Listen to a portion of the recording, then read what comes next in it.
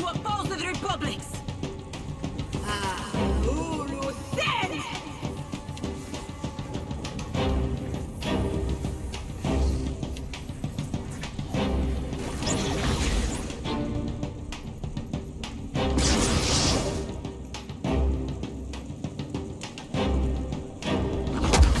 I need to try.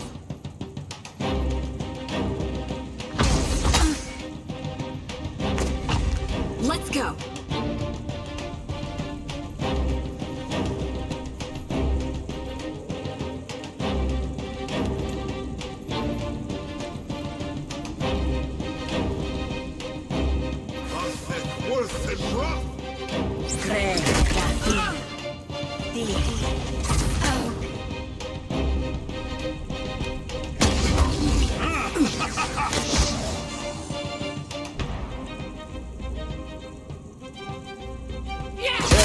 Whose side are you on? Try something else. Just like...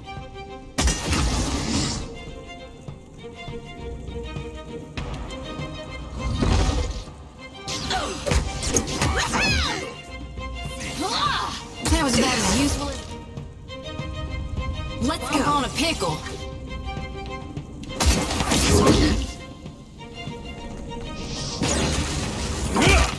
Yeah?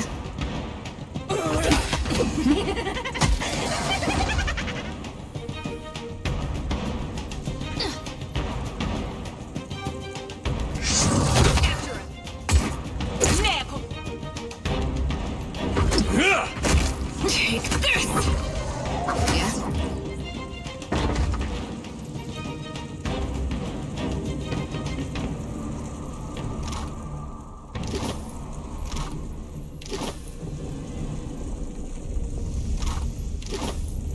No problem.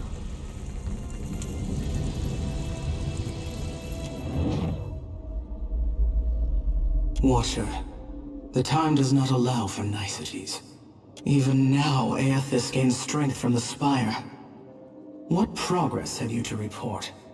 It is the fool that fights an ally during the hours of chaos before a victory. A battlefield can change in the blink of an eye, or the rattle of a dying commander's last breath. The Rathun were not fit to serve their purpose. Thus it is of inconsequential matter to me. Presently I shall erupt this volcano, and with it, consume Eothas. I suggest you retreat if you at all value your mortal form. I can give you only the moments more it takes me to fully fire the depths of this maw. After that, I will not stay the assault. Even for you. Fare thee on, Watcher. My condolences, should you die.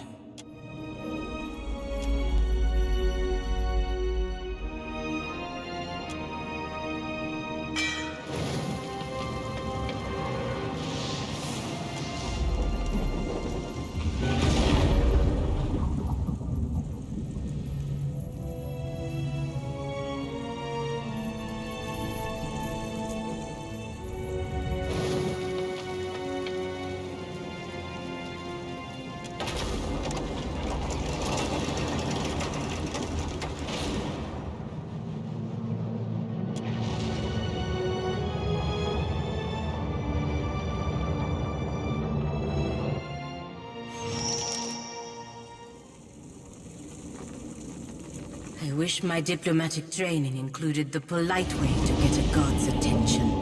Have you ever seen anything so... Watcher, I wasn't sure you'd make it. But there is enough of you in me to grasp that you had a better chance than most. Some would say it's because you have a strong soul. Great deeds come easily to one so spiritually blessed. Or have you become great because of what has been thrust upon you? Watcher of Cadnua, Herald of Berith, Hound of Eothas. Oh my god. You really... This can't... I see you, Shoti. I am glad that we could meet, even if it is under quite unpleasant circumstances. This is really happening, right? Gone. Your humble priestess is before you. Please, tell me what you require of me. How do I save more lost souls than I can carry in one lifetime? Face bright red, sweat beading her brow. Shodi stumbles precariously closer to the edge. Lantern rattling, she catches herself. A mere moment before she would have toppled over. I know that you have undertaken a noble mission. But I will tell you what I told the Watcher. You need not fear for the lost souls of this world. As for you, Watcher, why is it you believe you have made it this far?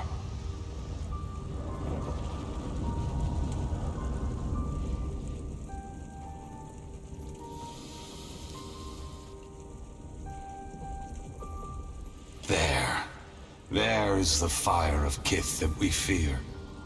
A fire that burns beneath a god's judging gaze and does not sputter, does not flicker. But you have come a great distance for answers. What would you ask of me, Watcher? When I am finished here, you may have it back. Though you may find the process not painful, but traumatic nonetheless. But you have come here for other answers. Why I have returned, where I am going. Am I answering to you, or to Berith? And it would seem even she whose presence shakes the heart of this mountain needs to know. Margarin fears what I will do, just as she feared what I would do in the Deerwood. But this time, there is no power on Eora or in all of hell to stop me. Understand that what I'm saying is neither a boast nor a challenge. It is the clearest statement of truth I can give you. Give Berith, in the hopes of dissuading you from taking actions that may harm others. Force gods and mortals alike to open their eyes to one another. It seems my sister does not like the sound of that. A fair request. I suppose your time is more limited than mine. I want to return the gods to our original purpose, and to allow mortals to worship us, or ignore us, for what we are, not what we pretend to be. Shodi gasps sharply, for once too stunned to blurt out a response. Her eyes are wild, with too much white showing, when she glances from Eothas to you. Whatever you're doing, there's gotta be a better way. When I entered Widewin, I did so with the intention of illuminating the history of Anguith. I wanted to show all the nations of the Eastern Reach the machines we had used to create ourselves. How we had hidden our true nature from mortals for millennia. But even if I had succeeded, my words would have been easy to deny. Belief creates the foundation upon which a mind's reality is built. Some minds can never let go of that foundation. They would rather hold tight to the world in their mind than accept what they're being told.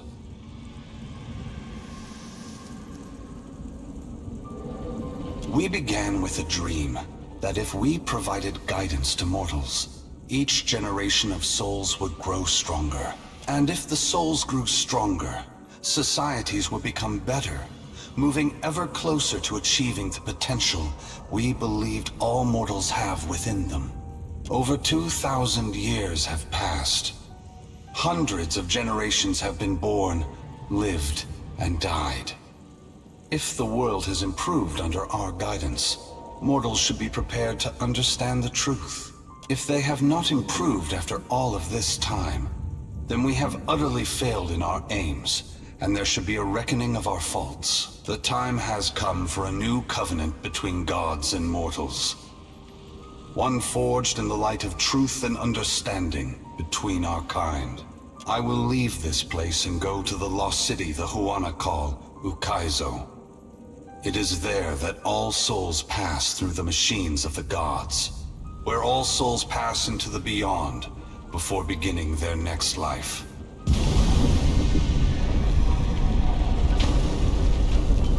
When I reach that place, I will find our great machines and tear them to pieces. I will smash the great wheel until the lights of hell all gutter and die. And when my work is done, I will leave this world forever. More destruction. You're tearing the whole world apart because you can't make peace among yourselves. Adair, there will never be peace among mortals, so long as they are unwittingly manipulated by the gods. The divine enslavement that Woodica reveres perpetuates ignorance, chaos, and violence across the world.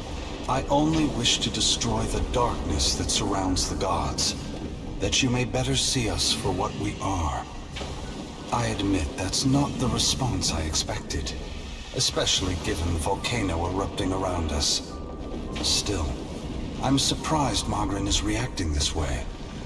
I would have thought she would appreciate a trial of this magnitude, one that tests us all. Both gods and mortals alike rely on the wheel. We depend on it for the souls that give us power. Mortals depend on it for the lives of future generations. Breaking it will force all of us to face the truth. We will fail together or move forward together. Either ending is preferable to the cycle we still find ourselves in.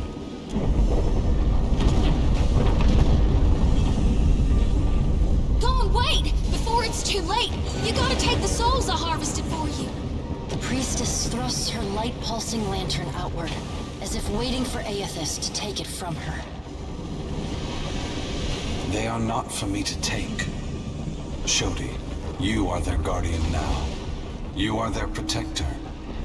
You have taken responsibility for them, and only you can decide their fate. Once again, the gods have put you in a precarious position, Watcher. Considering all the troubles I have put you through, the least I can do is protect you from the wrath Magrin has intended for me. Don't thank me yet. This will be particularly difficult for you, Watcher. Guys and gals, we are literally being touched by the hand of God right now. Despite... Hey, Eothas, we're not done here. You and I, we're not finished. Don't think you can just move me aside like all the rest. Maybe you can't be stopped. But on behalf of everyone you've trampled, betrayed, and ignored, I'll be coming to see you again. Adair... Perhaps we will meet again, Adair.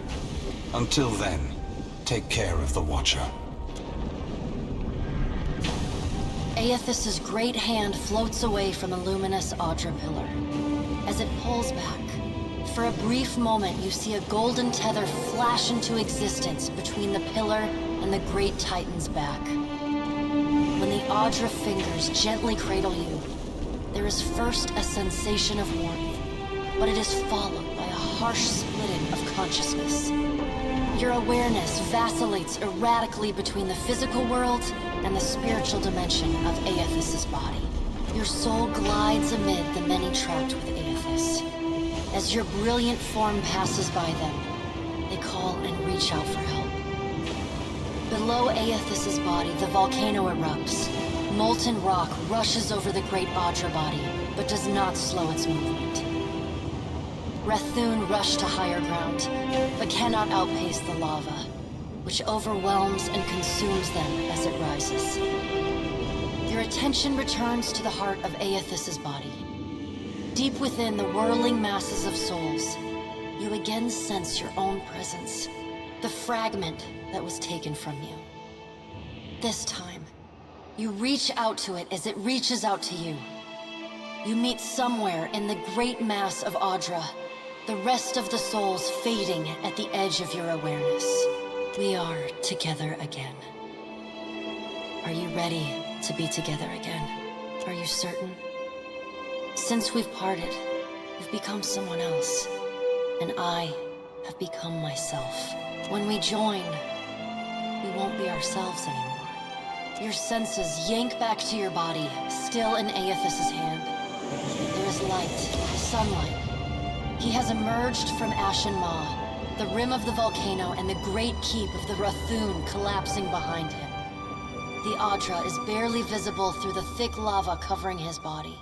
And still, he moves. The ocean is gone, water sucked away, leaving only the bare seabed glistening in an ominous silence. You summon the strength to turn your head.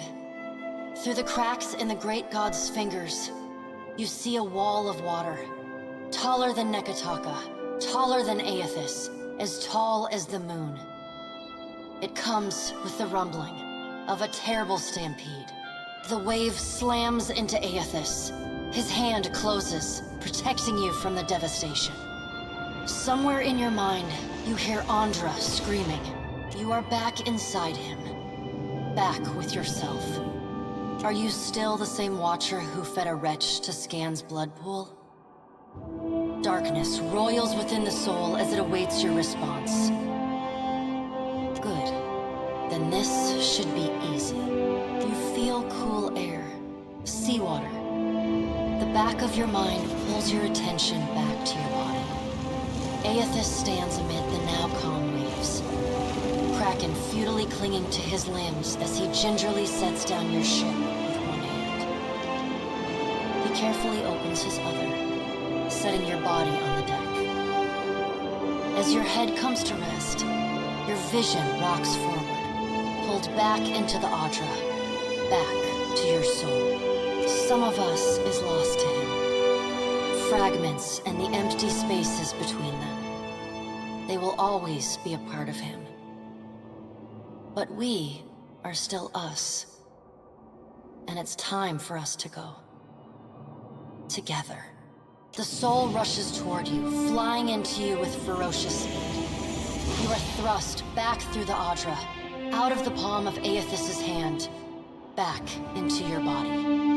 You can feel the sensation of your skin, the warmth of the Audra, but you are not fully in control. The other soul struggles to reach the surface of the body's consciousness, but you pull it down. Entangled, you float in a dark, boundless expanse. The more you fight each other, the closer you become, until somehow, impossibly, every piece of you is touching every piece of them. Through the distant window of your eyes, you see Eothas push slowly against your ship. Though his touch is light, it is still the touch of a god. The ship lurches, rapidly tearing across the water southward. His hand pulls away from your ship's wake, his body straightening, towering overhead. The volcanic rock, now cooled and gently steaming, sloughs from his body as he moves. The Audra beneath is still immaculate, unmarred. He watches you depart, and you hear a voice in your mind as you sink deeper into the blackness of sleep. Tell them what you have witnessed, Watcher. Tell them what is coming. The windows of your eyes retreat into the distance.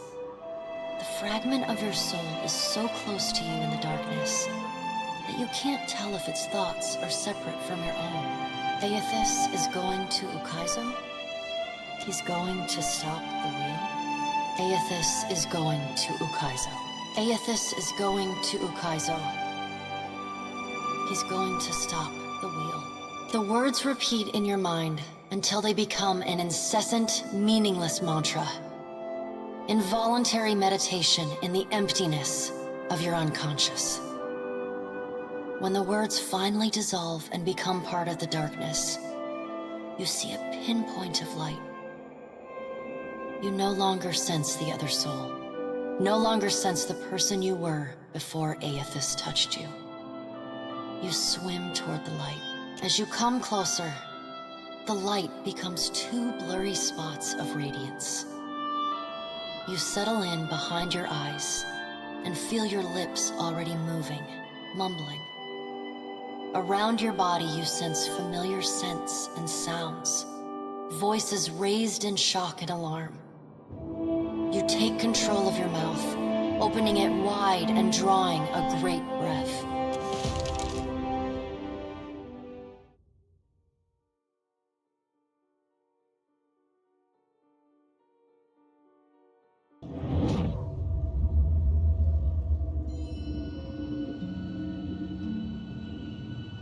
Are we simply going to wait?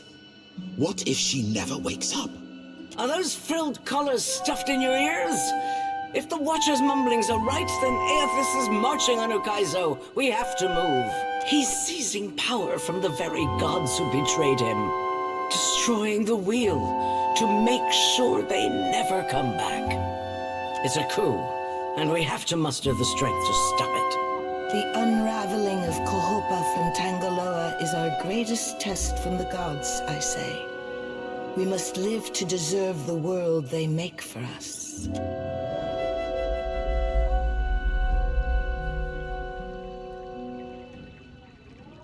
You bear witness to the work of the gods. It seems they are not finished with you yet. Are you quite all right? You have been out of sorts since... whatever that was. Join our talks, I say. Rational discussion will gust away the ominous smoke rising from Ashen Maw. The Deadfire is no stranger to cataclysm. We can survive by cleaving to a shared purpose. A greater good, Akira. For what else did the gods place us here? We who have ships and resources enough to make a difference. What we need is brass. Roatai has ships and cannons aplenty, but the only way I'm sending them is if... Ships have formed the blockade around Queen's Berth. Their commander demands parley with Serpent's Crown. What? But what about our ships? I must get a message through to the captains. For what do our enemies paint a target on their hull? This is a stirring bid for my attention. Send word to my water shapers to drain the sea around the flagship. I would parley on better terms than this. My queen! They fly the colors of pirates! The Principe are... Well, what have we here?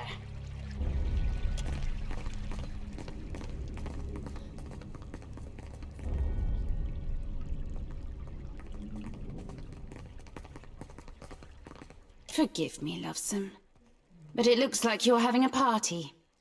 A rather fine one to which you didn't invite me. You painted vagrants are a plague on my tribes. Why should I not hang you from the walls of my garden? You should be asking yourself how they got in here in the first place. Oh, I do love when they squabble. But I'm here for neither pleasantries nor entertainment. We've bigger fish to fry. Or should I say gods? Now everyone just calm down. I promise we won't fire on you at this time. Unless firstly provoked. That is, until once we've safely absconded from the city back to the high seas. Then all bets are off again. Aye? Yes, well, if you have a point, pirate, I suggest you reach it quickly. We're supposed to take a bunch of pirates at their word? Right you are. However, I'm here because I've got questions, ones that can't wait. And the Lovesome Watcher's the only one likely to answer them nicely.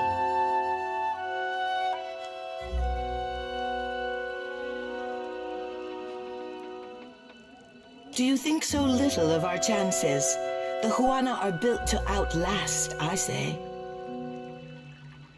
Deadfire's last cataclysm stripped the tribes of Ukaizo. This one will bring it back to us. All of this is meant to be. Ukaizo? What's the lost city of gold got to do with a god on a rampage? Well, fuck if that doesn't put things into perspective. But what's that even mean in the long run? Folks who die won't be coming back again. Yet that's exactly why I did arrive, Loveson. So let's get back to it, shall we? This is all dark and foreboding sounding. But what's it mean for my soul?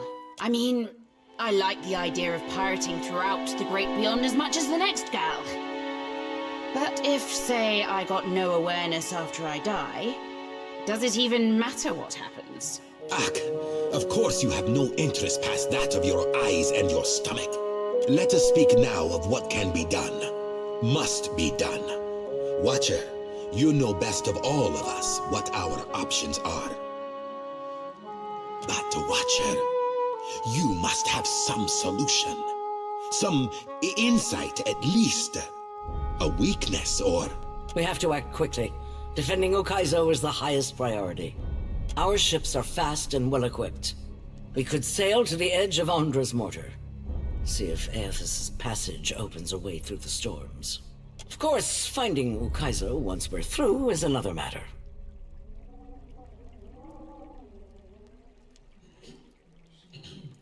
That's so. You just might be able to save us. We speak of collectively sailing for Ondra's mortar, but this crown will not support any plan that involves a single outsider ship landing on the shores of Ukaizo. It is for this moment that the gods test me. Anyone who seeks to cross Ondra's mortar will learn that the gates of Ukaizo are the end of compromise with the Huana. I think I'm getting the gist of it now. While these witless princocks go at each other's throats, we Principi will cut through the storms and plunder the City of Gold. Whatever Eothas is seeking in those ruins, we'll find it. And then we'll sell it to the highest bidder. That, or me and mine will have front row seats to the end of the world. If the Huana cannot take back our beginning, then our end fast approaches. The gods will judge us by our devotion to Ukaizo. Are you going to guard it as closely as you've guarded your palace today? Ukaizo was yours once, and you lost it. Meanwhile, the storms that cover Ondra's mortar plague Rauatai too. We will help the Watchers stop Eothas, but we will not leave our country's future in soft hands. We hope the Watcher agrees. Watcher, there are two kinds of people in the Deadfire. Those who have called it home since time immemorial, and opportunists. With Ukaizo under our control, the Huana would restore order as it has not been seen since the days of our ancestors. Order. And the only question is whether it will be the order of ignorance and tradition, or else of conquest. The secrets to be found in Ukaizo could elevate us all beyond the telling. I will not relinquish that dream so easily. Watcher, I say the time to play at freelancing is at an end. Any of us could get you to Ukaizo, but only one of us will stand by your side. Let's speak, Watcher, while we have the chance. A word? You came to the Deadfire for your own reasons. The problems of others, they must be noisy obstacles by comparison. We both know the burden of being looked to as a source of hope. What say? And you wish for a moment of silence to dampen the rabble.